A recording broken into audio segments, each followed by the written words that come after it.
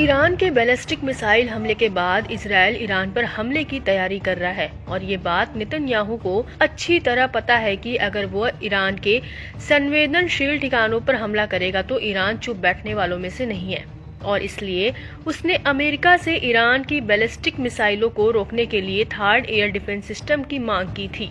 लेकिन ऐसा लगता है कि दुनिया की दो बड़ी ताकतें अमेरिका और रूस की भी अब इस युद्ध में एंट्री हो गई है, क्योंकि उधर अमेरिका इजराइल को हथियारों की मदद कर रहा है तो दूसरी तरफ ऐसी खबरें हैं कि पुतिन ने ईरान को इजराइल के हमले से बचाने के लिए अपने लड़ाकू जहाज से लेकर सबसे एडवांस एयर डिफेंस सिस्टम तक सप्लाई कर दिए हैं। रूस की ईरान और उसके मिलिशिया गुटों को लेकर हमदर्दी लगातार बढ़ रही है। यही वजह है कि अमेरिका को चुनौती देने के लिए रूस अब मिडिल ईस्ट में भी अपने पांव पसारने लगा है। इसी कड़ी में रूस ने ईरान और उसके सहयोगी गुटों को अपना सैन्य समर्थन देने में इजाफा किया है, साथ ही अपने ज्यादा एडवांस हथियारों को सप्लाई करने पर विचार कर रहा है।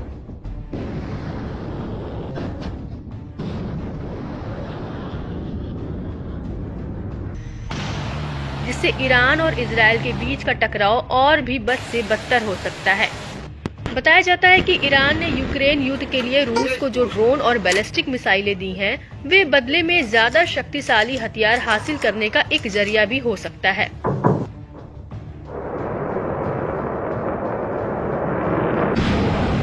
एडवांस एंटी शिप मिसाइलें, लेटेस्ट एयर डिफेंस और Su-35 flanker air superiority fighter jet, जिसका ईरान लंबे समय से इंतजार कर रहा था। एक्सपर्ट्स की माने तो ईरान ने रूस को Su-35 लड़ाकू विमानों का ऑर्डर दिया है। वह S-400 ट्रायम्फ एयर डिफेंस भी चाहता है ताकि वह इजराइल की बेहतर मिसाइलों और वायुसेना का सामना कर सके। अगर ये सभी सौदे आगे बढ़ते हैं तो रूस ईरान और उसके सहयोगी मिलिशिया की सैन्य ताकतों को बढ़ाएंगे। बिजनेस इनसाइडर को दिए इंटरव्यू में रॉयल यूनाइटेड सर्विसेज इंस्टीट्यूट में एयर पावर और टेक्नोलॉजी के सीनियर रिसर्च फेलो ने बड़ी जानकारी दी है। जस्टिन ब्रोंग ने कहा कि ईरान को Su-35S की डिलीवरी में समय लगेगा, साथ ही फ्लाइट क्रू को ट्रेनिंग देने, आवश्यक बुनियादी ढांचे और ग्राउंड सपोर्ट तैयार करने में भी समय लगेगा। इनमें से कोई भी इजरायली हमले की योजनाओं को तुरंत प्रभाव से प्रभावित करने की स्थिति में नहीं है।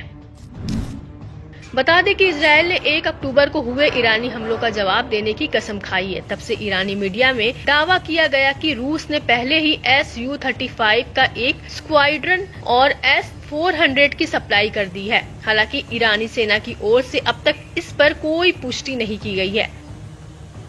माना जाता है कि Su-35 मिलने से ईरान की पुरानी वायुसेना कुछ हद तक एडवांस हो जाएगी। दावा किया जाता है कि ईरान को साल 1990 के बाद से एक लड़ाकू जेट नहीं मिले हैं। साथ ही इससे ईरान को अपने एयर स्पेस की रक्षा करने की ताकत में भी इजाफा होगा। बावजूद इसके अरब देशों के पास ईरान के मुकाबले में कहीं अधिक लेटेस्ट लड़ाकू विमान हैं। मिडिल ईस्ट इंस्टीट्यूट की माने तो रूस की ओर से समय पर डिलीवरी को ईरान के लिए ताकत के रूप में नहीं देखा जाएगा, बल्कि यह माना जाएगा कि ईरान इजरायली हमलों के खिलाफ खुद का बचाव नहीं कर सकता है। यह एक इमरजेंसी डिलीवरी की तरह लगेगा। इसका ईरान की छवि पर निगेटिव इम्पैक्ट पड़ेगा कि ईरान रूसी जेट और अन्य सैन्य संपत्तियों के बिना खतरे को टालने में असमर्थ है। ऐसी कम संभावना है कि रूस ईरान को एडवांस S-400 की सप्लाई करेगा। यूक्रेन पर युद्ध के कारण रूस को अपने एयर डिफेंस सिस्टम पर दबाव है। रूस को अपने गोला बारूद डिपो को यूक्रेनी ड्रोन हमलों से बचाने अपने सभी हवाई रक्षा प्रणालियों की जरूरत है।